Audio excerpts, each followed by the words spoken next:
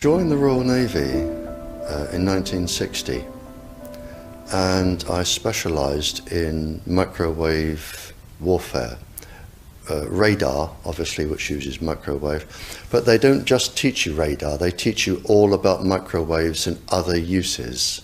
So I understood about microwave warfare and how it can damage people, how it can harm people. And when I finished with the Royal Navy, I was also a diver in the Royal Navy, and microwaves I used in underwater mines as booby traps. Which actually got me interested, because I was actually taking a bomb to pieces underwater, and it was too complicated. And I brought it to the surface, and my partner that was on the surface said, "Don't be an idiot, take it back down." He said, "If somebody's beaming you with microwaves, they'll go right through you, and as you open the casing, trigger a photoelectric cell, and it'll blow all of us up." And he said, "If it doesn't go through to the bomb, it'll aim it at your head and make you make a mistake."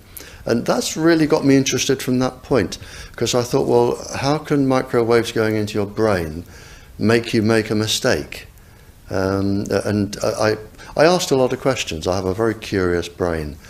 And the forces, they're very good at explaining things and telling you things. So I did that, and I also did a medical course while I was in to help me understand everything.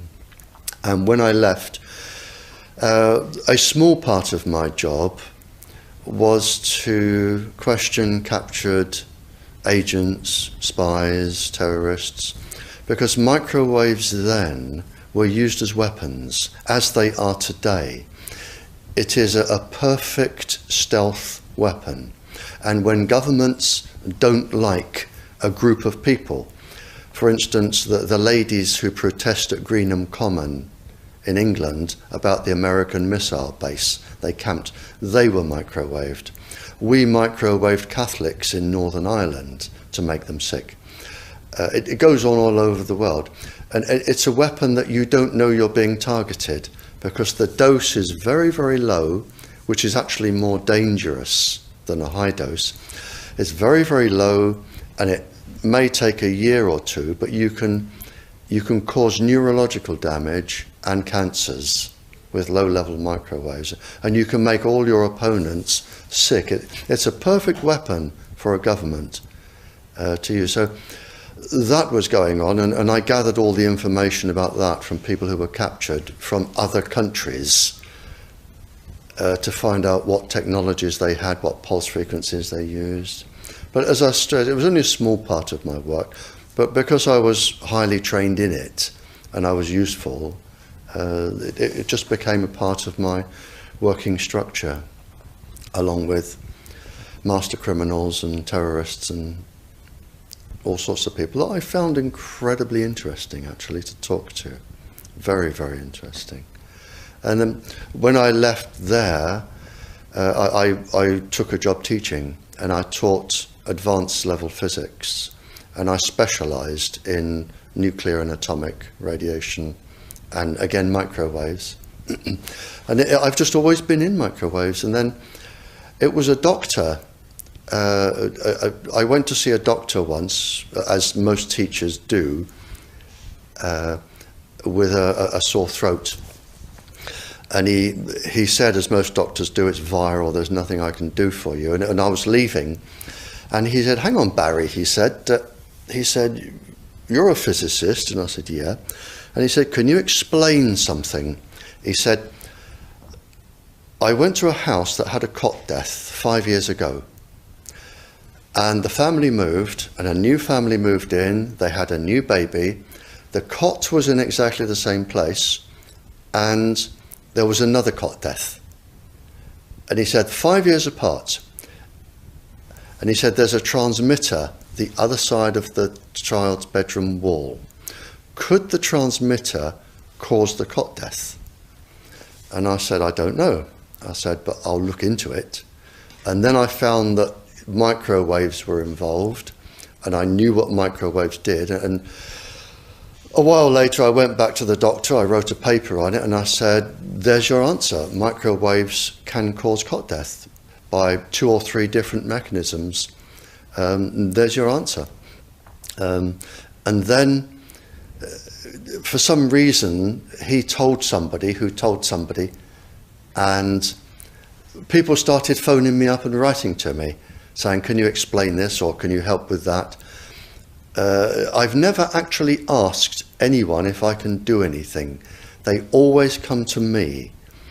And then the police came to me and said, we're getting this new tetra airwave system, we don't understand what's happening. Can you read all this scientific rubbish and just put it into Janet and John and tell us? And I said, of course I can. So that was published, and since then it's snowballed and snowballed and snowballed, and now I receive up to 1,000 communiques a week from various countries, various people, and I can't handle it. So, and I'm here now because somebody asked me to come here. Wi-Fi, I think anyone who puts Wi-Fi into a school should be locked up for the rest of their life. I really do. I think they're not fit to walk on the surface of this planet because they haven't looked at the research, and whatever incentive they have, it is not worth the genetic problems that parents are going to face with their children when they're born. And if you think of a single parent, a mother, who has a genetically deformed child, that particular mother will feel guilty because she gave birth. She will feel guilty, and she will be worried every single second of every single day for her life. She will worry that the child won't marry. If the child can marry, she'll worry that the children will carry the disease, which they will. She will worry when she dies who will take care of them. So you are condemning both the family and the children to a lifetime of absolute hell. And this is already published. It is available to look up. It's what I call intentional ignorance. They are offered some sort of incentive and they think, oh, this is going to be good, we'll have it. Now the problem is, imagine you are a 15-year-old schoolgirl. All of the 400,000 eggs in your ovaries were with you at birth. They're not fully developed, but they're with you. They are 10 times more susceptible to radiation than all of the other DNA in the body. And scientists don't realize that. They don't read all of the papers as I do. So you have this highly susceptible genetic material which is going to make your children. And you are irradiating it because Wi-Fi's, they are transmitters as well as the routers, as well as the ones either side of you. They are all transmitting at this height through your ovaries. So you are risking the damage, the DNA damage of your child every time you sit down and you use Wi-Fi. And it's like saying, if I smoke a cigarette, which one will cause the damage? The answer is I don't know. It could be the one today. So you now have a child that has a probability of being genetically damaged. But the real damage is when that child grows up. You have genetic material in your ovaries which could be damaged. Now, the real problem comes, so you have a child that could be born genetically damaged, but the real problem comes when you become pregnant. If you are a teacher or a mature student and you become pregnant. because the embryo inside your womb, in the first 100 days, all of those 400,000 eggs are forming in your embryo, your child's ovaries. So your child could be born with genetically damaged eggs. And the main thing about the eggs in the ovaries of your child is that they have absolutely no protection. It hasn't been developed yet. We have a natural protection against microwaves. It was developed since the Stone Age against thunderstorms and massive amounts of radiation coming into our body. But in your embryo, your uterus, in the fetus, where your child is developing for the first 100 days, in the ovaries, the eggs do not have that protection. So they are at maximum risk from radiation. And for the first month or so, you wouldn't even know you were pregnant. You wouldn't even be taking precautions. That is the main danger area. So you give birth to a daughter, but her ovaries are now contaminated. She may be normal, she may be genetically damaged, but her ovaries are at the most risk. So when your daughter grows up and she becomes pregnant and has a baby, this is where one of these eggs will be fertilized and come out. So the real damage here is your grandchildren. That is where it is going to show most. And we already see this in animals that have reproductive cycles of a year or 2 years or 3 years.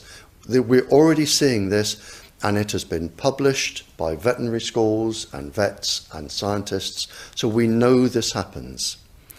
And it's also been documented in the Cold War, when women were deliberately microwaved. So we know it does happen. The documents are there. And what you're risking by putting Wi-Fi into schools is the future generations of all of these girls. But it gets worse, because this particular DNA, the mitochondrial DNA inside you, and the DNA inside you, the mitochondrial DNA, you can trace unchanged to your mother, her mother, her mother, right the way back to the beginning of the human race in Africa, the Stone Age. You can trace your ancestors, if you could, right back to the very first lady. It is unchanged, the mitochondria.